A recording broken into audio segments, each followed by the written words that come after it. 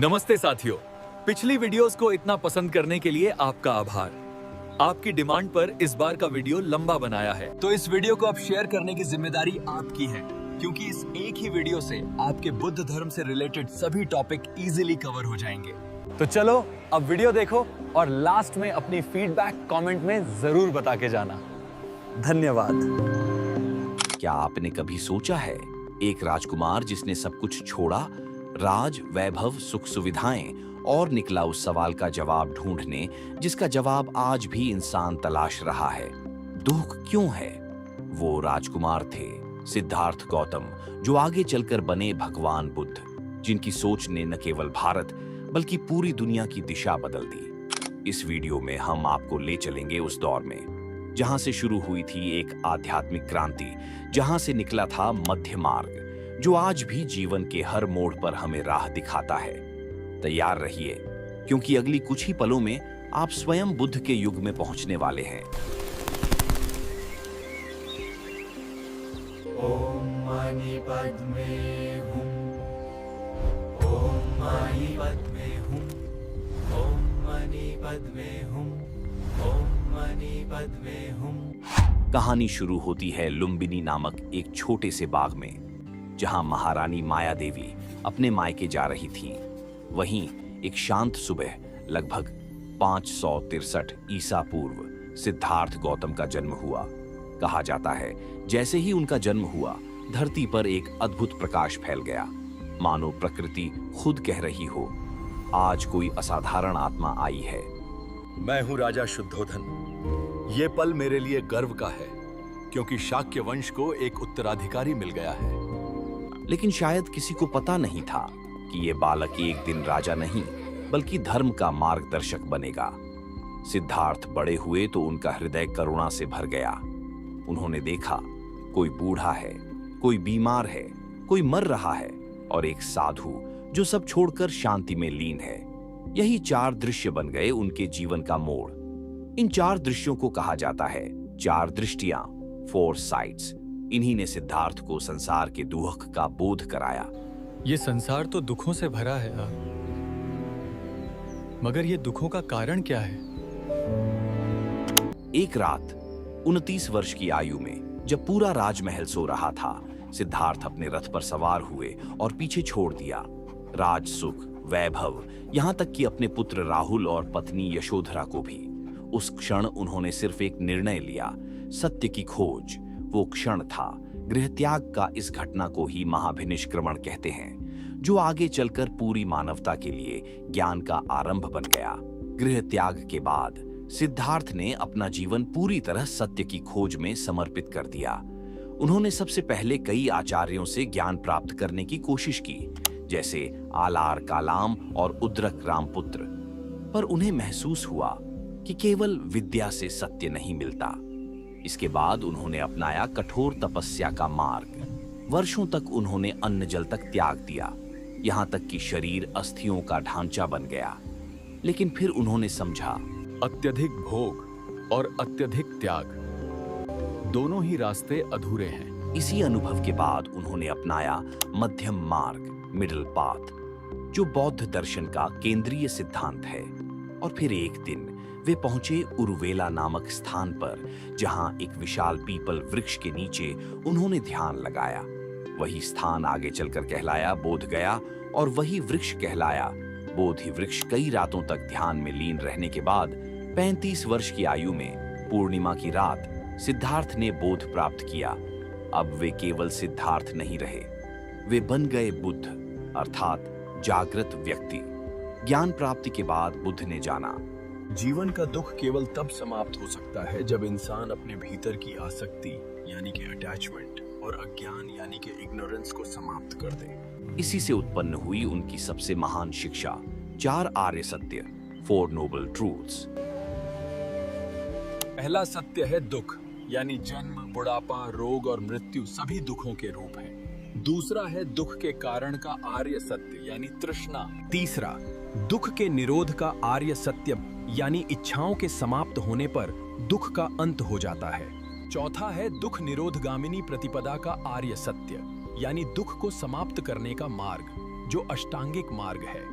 एटफोल्ड path. यह उन्होंने पहली बार सारनाथ में बताया था, जिसे कहा जाता है धर्म चक्र प्रवर्तन, turning of the wheel of dharma. Buddha ने कहा था, जैसे वीणा की तार न बहुत कसनी चाहिए न बहुत ढीली, वैसे ही जीवन में संतुलन जरूरी है।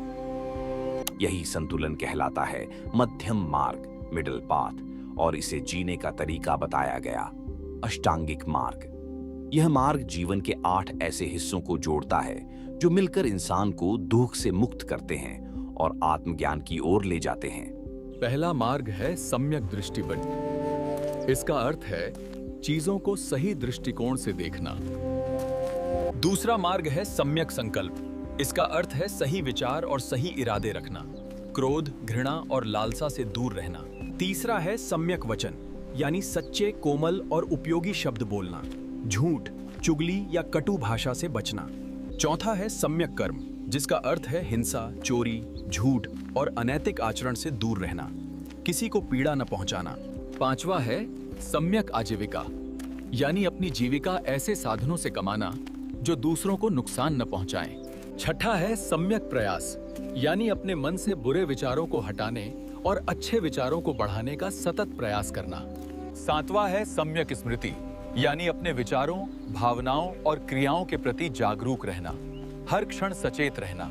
आखिरी है सम्यक समाधि, यानी मन को एकाग्र करके गहरी ध्यानावस्था में पहुंचना, जहां से वास्तविक शांति मिलती है। ज्ञान प्राप्त करने के बाद बुद्ध का जीवन ठहर नहीं गया। अब उनके भीतर एक ही उद्देश्य था, जिस सत्य को मैंने जाना है वह हर इंसान तक पहुंचना चाहिए। पहला उपदेश सारनाथ में 5 भिक्षुओं को दिया गया। यहां से संघ की स्थापना भी हुई। वह उपदेश केवल शब्द नहीं था, वह एक आंदोलन की शुरुआत थी, ज्ञान, करुणा और संयम का आंदोलन। बुद्ध ने अपने अनुयायियों को सिखाया, धर्म को मत मानो बल्कि इसे समझो। ईश्वर की पूजा से नहीं, सत्य की खोज से मुक्ति मिलती है। धीरे धीरे उनके चारों ओर बनने लगा एक समाज जहां कोई जाति नहीं थी, न ऊंच नीच, न अमीरी गरीबी। यह था संघ, जहां हर व्यक्ति भिक्षु या भिक्षुणी बनकर समता, करुणा और अनुशासन का पालन करता था। समय 2 प्रमुख शाखाएं थीं। पहला भिक्षु संघ, मंक कम्युनिटी, दूसरा भिक्षुणी संघ, नन्स कम्युनिटी। संघ के अनुशासन और बुद्ध की शिक्षाओं ने जल्द ही भारत से लेकर श्रीलंका, नेपाल, बर्मा, चीन और जापान तक अपनी छाप छोड़ दी। यह था धम्म का प्रसार, जो सीमाओं से परे था। समय बीता। बुद्ध ने करीब 45 वर्षों तक उपदेश यात्राएं की, राजगृह, वैशाली, श्रावस्ती, कौशाम्बी और पाटलिपुत्र तक। हर जगह उन्होंने लोगों को एक ही संदेश दिया, अहिंसा, करुणा और आत्मजागरण। और फिर आया अंतिम पड़ाव। आयु थी 80 वर्ष। कुशीनगर, उत्तर प्रदेश में, जहां बुद्ध ने अपनी अंतिम रात बिताई। शांति से लेटे हुए उन्होंने कहा, अपदीपो भव, यानी सभी संयम से जियो और अपने प्रकाश स्वयं बनो। इसके बाद वे गहरी ध्यानावस्था में लीन हुए और प्राप्त किया परिनिर्वाण। बौद्ध धर्म के विभिन्न संप्रदाय। धीरे धीरे समय बीतता गया। बुद्ध के परिनिर्वाण के बाद उनके अनुयायी पूरी लगन से धम्म के प्रचार में लग गए। लेकिन जैसे जैसे पीढ़ियां बदलीं, शिक्षाओं की व्याख्या में अंतर आने लगा। यही अंतर आगे चलकर बौद्ध धर्म के विभिन्न संप्रदायों, सेक्ट्स में बदल गया। पहला हीनयान, द लेसर व्हीकल। यह वह मार्ग था जहां मुक्ति को व्यक्ति का निजी प्रयास माना गया। मुक्ति केवल कठोर तप, ध्यान और संयम से ही मिल सकती है। निर्वाण सिर्फ वही प्राप्त कर सकता है जो अष्टांगिक मार्ग का सच्चा पालन करे। हमारे संप्रदाय के अनुयायी बुद्ध को एक महान गुरु मानते हैं, न कि ईश्वर का अवतार। हमें थेरावादी भी कहा जाता है। हमारे प्रमुख ग्रंथ पाली भाषा में हैं। याद रखना, पेपर में आएगा। इसका विकास Sri Lanka, Myanmar, Burma, Thailand, Laos और कंबोडिया में हुआ। ये मानते हैं कि केवल भिक्षु जीवन ही मुक्ति का मार्ग है। दूसरा महायान, द ग्रेटर व्हीकल। यह वह मार्ग था जहां करुणा को ध्यान से भी ऊपर रखा गया। महायान संप्रदाय का उदय लगभग पहली शताब्दी ईस्वी में हुआ। हमारा मानना है कि हर व्यक्ति में बुद्धत्व प्राप्त करने की क्षमता है। हम बोधिसत्व की अवधारणा देते हैं। बोधिसत्व का मतलब वो व्यक्ति जो स्वयं निर्वाण प्राप्त करने के बाद भी दूसरों की मुक्ति के लिए संसार में बने रहते हैं। महायान संप्रदाय का प्रसार भारत, चीन, जापान, कोरिया और तिब्बत में हुआ। इसके अनुयायियों ने बुद्ध को देवत्व, गॉड लाइक फिगर का दर्जा दिया। इसके प्रमुख ग्रंथ संस्कृत भाषा में हैं। प्रमुख महायान केंद्र नालंदा और विक्रमशिला विश्वविद्यालय। तीसरा वज्रयान, द डायमंड व्हीकल। यह मार्ग था ध्यान, तंत्र और मंत्र का संगम। वज्रयान बौद्ध धर्म की वह शाखा है जो महायान से विकसित हुई। इसमें साधना के साथ मंत्र, यंत्र, तंत्र और ध्यान का प्रयोग किया जाता था ताकि तेजी से ज्ञान प्राप्त किया जा सके। हमारे प्रमुख देवी देवता तारादी, मंजुश्री और अवलोकितेश्वर हैं। हमारे साधक को तांत्रिक बौद्ध या वज्रचारी कहा जाता है। वज्रयान की उत्पत्ति भारत के बंगाल और बिहार क्षेत्रों में हुई। इसका प्रसार तिब्बत, नेपाल, मंगोलिया और भूटान में हुआ। प्रमुख बौद्ध ग्रंथ। धीरे धीरे जब बुद्ध के उपदेशों का प्रसार हुआ तो उनके शिष्यों ने महसूस किया कि अगर इन शिक्षाओं को लिख कर न रखा गया तो आने वाली पीढ़ियां असली धम्म को भूल जाएंगी। यहीं से शुरू हुआ बौद्ध ग्रंथों का निर्माण, जो न केवल धर्म के आधार बने बल्कि आज भी इतिहास और दर्शन के अनमोल दस्तावेज हैं। पहला त्रिपिटक, बौद्ध धर्म का मूल ग्रंथ। यह वह ग्रंथ है जिसमें समाया है पूरा बौद्ध दर्शन। त्रिपिटक का अर्थ है 3 टोकरी। यह बौद्ध ग्रंथों का सबसे पुराना और प्रामाणिक संग्रह है। त्रिपिटक के 3 भाग हैं: विनय पिटक का, सुत्त पिटक, अभिधम्म पिटक। विनय पिटक में संघ के नियम, भिक्षुओं के आचरण और अनुशासन की बातें हैं, और सुत्त पिटक में स्वयं गौतम बुद्ध के उपदेश शामिल हैं। यह भाग सबसे विशाल है। अभिधम्म पिटक एक दार्शनिक ग्रंथ है जिसमें बुद्ध की शिक्षाओं की गहराई और विश्लेषण है। इसमें मानसिक अवस्थाओं और मनोविज्ञान से जुड़े सिद्धांत हैं। ये पाली भाषा में लिखा हुआ है। साथियों, ये दूसरा ग्रंथ है ललित विस्तर सूत्र। ये महायान बौद्ध संप्रदाय का ग्रंथ है जो संस्कृत भाषा में रचा गया। इसमें बुद्ध के चमत्कार, करुणा और जीवन यात्रा का सुंदर वर्णन है। इसका पेपर में डायरेक्ट सवाल आता है कि यह किस संप्रदाय से रिलेटेड है। तीसरा ग्रंथ मिलिंदपन्हो। जब यूनानी राजा मिलिंद ने बौद्ध भिक्षु नागसेन से प्रश्न किया तो वही प्रश्न बन गए मिलिंदपन्हो। यह एक प्रश्नोत्तर ग्रंथ है जिसमें राजा मिलिंद और भिक्षु नागसेन के बीच दर्शन और जीवन पर चर्चा है। यह पाली भाषा में लिखा हुआ है। यह ग्रंथ हैं महावंश और दीपवंश। ये ग्रंथ श्रीलंका के बौद्ध इतिहास के साक्षी हैं। दोनों ग्रंथ पाली भाषा में हैं।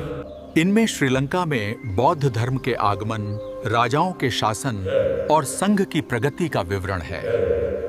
आगे चलकर बौद्ध धर्म के विकास के साथ कई अन्य ग्रंथ भी बने, जैसे बोधिसत्व चर्यावतार शंतिदेव द्वारा, जो करुणा और बोधिसत्व के जीवन पर आधारित है। इन ग्रंथों ने बौद्ध दर्शन को वैश्विक रूप दिया। बौद्ध परिषदें। समय बीतता गया। बुद्ध के परिनिर्वाण के बाद उनके अनुयायी जगह जगह फैल गए। धर्म का प्रसार तो हुआ, लेकिन शिक्षाओं की व्याख्या में मतभेद भी बढ़ने लगे। तभी यह महसूस हुआ कि अगर बुद्ध की वाणी को शुद्ध रूप में सुरक्षित रखना है तो एक सभा बुलानी होगी, और वहीं से शुरू हुई बौद्ध परिषदों की परंपरा। प्रथम बौद्ध परिषद। साथियों, मैं हूं महाकश्यप, इस पहली बौद्ध परिषद का अध्यक्ष। इस परिषद को संरक्षण राज्य अजात शत्रु ने दिया है। इस परिषद का मुख्य उद्देश्य बुद्ध के उपदेशों और अनुशासन यानी विनाया का संकलन करना है। साधु, यह परिषद 483 ईसा पूर्व में राजगृह की सप्तपर्णी गुफा में चल रही है। इसमें हम त्रिपिटक लिख रहे हैं। द्वितीय बौद्ध परिषद, सेकंड बुद्धिस्ट काउंसिल। साथियों, मैं हूं दूसरी परिषद का अध्यक्ष सभाकामी। हम हैं वैशाली में और यह समय है 383 ईसा पूर्व का। यह परिषद राजा कालाशोक के संरक्षण में हो रही है। इसका मुख्य उद्देश्य भिक्षुओं द्वारा अनुशासन भंग से उत्पन्न विवादों को सुलझाना है। परिणाम, संघ 2 भागों में बंट गया। पहला स्थिरवादीन, दूसरा महासांघिक। यहीं से बौद्ध धर्म में मतभेद शुरू हुए। तृतीय बौद्ध परिषद, थर्ड बुद्धिस्ट काउंसिल। यह वह समय था जब बौद्ध धर्म ने सीमाओं को पार किया। साथियों, मैं मोग्गलिपुत्तिस हूं। यह परिषद सम्राट अशोक के संरक्षण में 250 ईसा पूर्व में हो रही है। हम पाटलिपुत्र में हैं। इसका उद्देश्य संघ से विधर्मी तत्वों को हटाना और सच्चे धम्म का प्रचार करना है। परिणाम अभिधम्म पिटक का संकलन। मिशनरियों को विदेश भेजा गया, श्रीलंका, म्यांमार, मिस्र, ग्रीस आदि। अशोक ने बौद्ध धर्म को विश्व धर्म बनाया। तीसरी परिषद में हीनयान परंपरा को स्थिर रूप मिला। चतुर्थ बौद्ध परिषद, फोर्थ बुद्धिस्ट काउंसिल। यह परिषद 2 जगह हुई, एक श्रीलंका में और एक कश्मीर में। पहली श्रीलंका समय लगभग पहली सदी, संरक्षक राजा वट्टगामिनी। कार्य यहाँ पाली भाषा में त्रिपिटक का लिपिबद्ध रूप तैयार किया गया। साथियों, मैं वसुमित्र हूँ, मैं कश्मीर में हूँ। यहाँ राजा कनिष्क के संरक्षण में चौथी परिषद चल रही है। बौद्ध धर्म से संबंधित यूनेस्को के विरासत स्थल।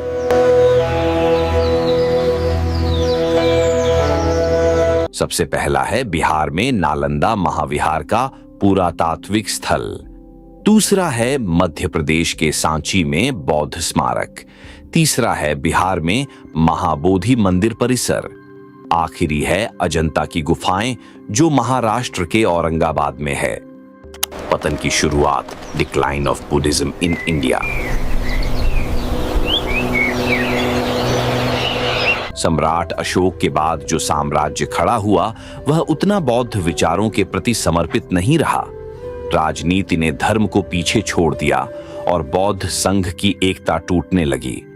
पतन के कुछ मुख्य कारण हैं, जैसे बौद्ध संघों का भ्रष्टाचार, मठों में विलासिता का बढ़ना, भिक्षु ज्ञान के बजाय दान और संपत्ति में उलझने लगे। पतन का बड़ा कारण संघ का विभाजन भी था। विचारों की एकता खो गई थी। बौद्ध धर्म कई संप्रदायों में बांट गया, जैसे हीनयान, महायान, वज्रयान, थेरवाद आदि। हिंदू धर्म का पुनरुत्थान भी होने लगा था। गुप्त काल में वैदिक धर्म और भक्ति आंदोलन ने पूर्ण बल पकड़ा। बुद्ध को विष्णु का अवतार मान लिया गया, जिससे बौद्ध धर्म की स्वतंत्र पहचान कमजोर पड़ी। 12वीं शताब्दी में तुर्क आक्रमणों के दौरान नालंदा, विक्रमशिला और औदंतपुरी विश्वविद्यालय जला दिए गए। हजारों भिक्षु मारे गए और धर्म के ग्रंथ लुप्त हो गए। नालंदा विश्वविद्यालय को बख्तियार खिलजी 1193 ईस्वी ने जलाया था। बौद्ध धर्म 12वीं सदी के बाद भारत से लगभग विलुप्त हो गया। वो भूमि जहां बुद्ध ने ज्ञान पाया, वहीं उनके अनुयायी गायब हो गए। सिर्फ खंडर बचे और कुछ कहानियां। लेकिन इतिहास हमेशा पुनर्जन्म लेता है।